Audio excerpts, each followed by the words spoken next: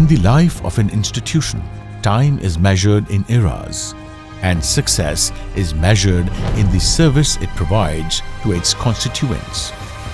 In the mid-1970s, Canada had just embarked on its multicultural path and welcomed immigrants from the corners of the world, including India. Political and economical relations between Canada and India, two democracies with a shared Commonwealth heritage, was going through a roller coaster. At that time, the small but politically and socially conscious Indo-Canadian business community felt the need to bring the two countries together. A small initiative was started at that time.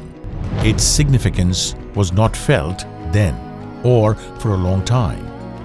But many decades later, that initiative has come to be identified as one of the biggest achievements of the Indo-Canadian community. On 12 March 1977, an institution that is shaping the destinies of the Indo-Canadian community was born in a garage in Toronto. In the last 42 years, the Indo-Canada Chamber of Commerce has become the most representative organization of the Indo-Canadian community. It is the only organization of its kind that is totally democratic and one which annually elects its leaders through free and fair elections. The significance of any institution is measured by its continuing relevance. And the ICCC has stood the test of time by continuing to play a pivotal role in the community. Today, it is the largest organization of Indo-Canadians contributing to the economic, social and cultural fabric of Canada. Thank the ICCC for its commitment to Canada-India relations. The ICCC's programs and policies foster individual initiative, and its mission is to promote business, professional and general well-being of Indo-Canadians. It does so by creating positive awareness of the high degree of contribution of the Indo-Canadian business and professional community, facilitating business and trade opportunities between Canada and India and the Indian diaspora throughout the world, providing learning opportunities through seminars, workshops and conferences to encourage enterprise. During its earlier years, it was a catalyst of unity. It provided a singular Indo-Canadian alternative to different language and region-based community groups and emerged as a strong community organization.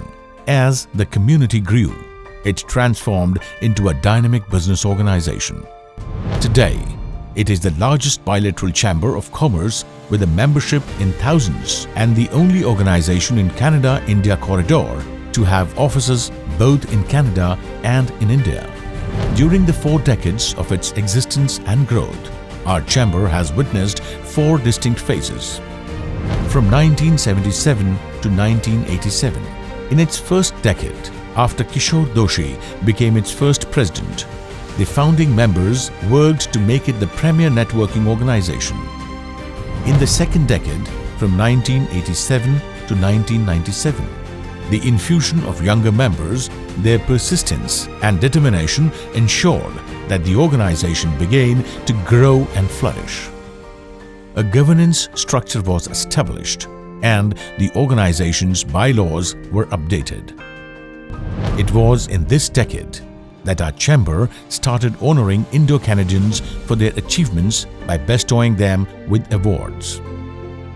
The third decade, from 1997 to 2007, saw unbridled growth and recognition. The organization gradually transformed from a community to a business organization, and the composition of its membership changed to be dominated by entrepreneurs. The ICCC began its annual participation at the Pravasi Bharatiya Divas celebrations in India, and we began our collaboration with Canadian cities and mayors of these cities accompanied our multi-city, multi-sector India trade missions. The fourth decade, from 2007 to 2017, has been spectacular and epochal, setting many precedents. For the first time, the Canadian Prime Minister participated in an ICCC event. Our chamber had its first women president. the Government of India invited the Chamber to host the Overseas Pravasi Bharatiya Divas known as PBD Canada 2011. And most significantly, the Government of India honoured our Chamber with the prestigious Pravasi Bharatiya Samman Award. Our Chamber also acquired its own office building, not the one to rest on past laurels. The organization has continued to grow and consolidate. The incumbent leadership is engaged in reinforcing the institution's character of being a democratic business organization. The launch of our Chamber's office in India will be recorded in golden letters in our history. This initiative will enable Canadian small business owners have direct access to one of the world's largest and fastest growing economies. Thank you for your contribution in our achievements, and we invite you to continue being a part of our large and growing family in the years to come.